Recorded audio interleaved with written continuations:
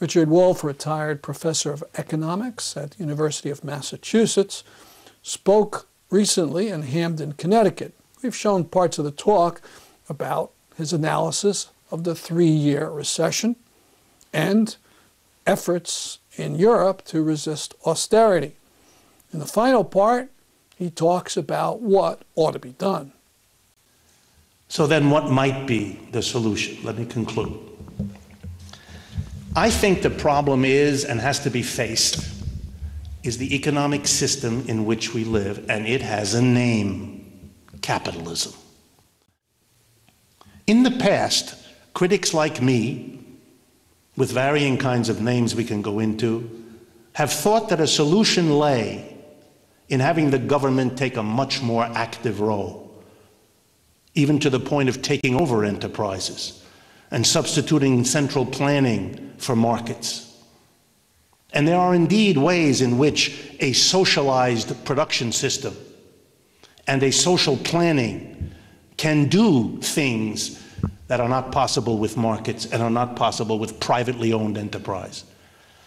But those systems also fell short, and I think for the same reason that nobody can get a handle on instability in our system. We have to face, and here's my conclusion, the long overdue discussion of capitalism that does not only look at the level of the government and its relationship to business, but looks right into the heart of the capitalist system, where most of us live, at the workplace, how that workplace is organized, the unspoken, the taboo, the part of the story that almost everyone kind of misses or ignores. What is going on in production? That place where we spend most of our adult lives, 5 out of 7 days, 9 to 5, working, producing goods and services of one kind or another. We have accepted, most of us, and the society as a whole, that it must be organized as follows. Monday to Friday, you come to work. You use your brains and your muscles for all 8 hours. You produce an output. You go home, and the output belongs to the employer. And the employer decides what to produce, how to produce, where to produce, and what to do with the profits. You just come and do what you're told and leave behind what you produce. Suppose it were different. Suppose the workers themselves had the function of making those decisions. Suppose the job looked like this. Monday to Thursday, you come to work, you do what you've always done. Your special task in a division of labor.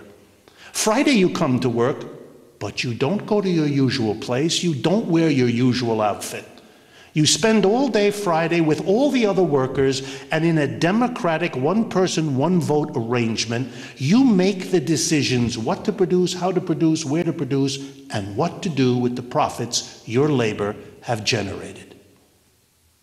That's a fundamental change in how the system works. It goes far beyond the changes we've talked about in the past. Far beyond substituting markets with planning or private enterprise with public enterprise. It radically alters the stakes of workers in all these decisions, their participation. Go back to the 1970s, and let's imagine what might have happened in the United States if workers ran their own businesses in this collective democratic way I've just outlined. Let's begin. Would they have stopped raising real wages in the 1970s as their productivity went up? No way. Never would have happened. Looking at 150 years of rising wages and an America that went from a small, unimportant country to a global superpower, they would have concluded, logically, that if their productivity keeps rising, they can damn well pay themselves rising wages, as they always had gotten. They wouldn't have. Gee, And if their wages had kept going up, they would never have borrowed the money, just as they had never done it before. Everything about our development as a nation, including this crisis, would have been radically different. Not because workers are nice and employers aren't, but because their situation, their relationship to the job is radically different. Take another counterfactual.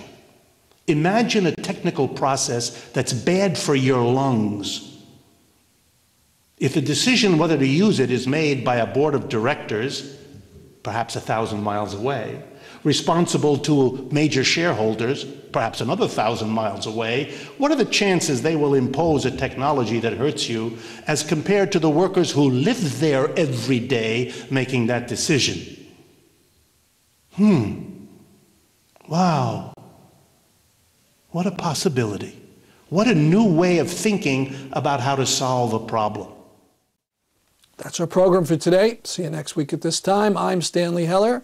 This is The Struggle.